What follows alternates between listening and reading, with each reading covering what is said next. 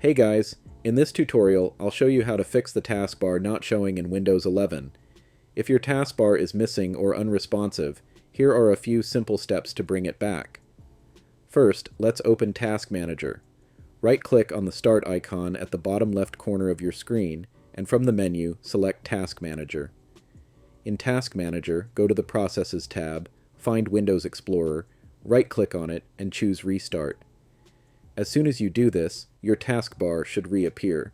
If the taskbar is still missing, press Windows plus I to open Settings. Go to Personalization, then select Taskbar. Scroll down to Taskbar Behaviors and make sure the option Automatically Hide the Taskbar is turned off. If it's checked, uncheck it to keep the taskbar visible. If you still don't see the taskbar, the issue could be corrupted system files. Open Task Manager again by right-clicking the Start icon and selecting Task Manager. At the top, click Run New Task. In the box, type CMD, check the option Create this task with administrative privileges, and click OK. A command prompt window will open. Now type the following command: sfc/scannow. Press Enter.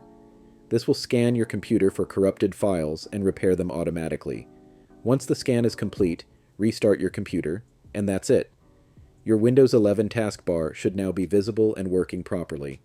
If this tutorial helped you, please hit the like button, subscribe for more quick fixes, and let me know in the comments if your taskbar issue is resolved.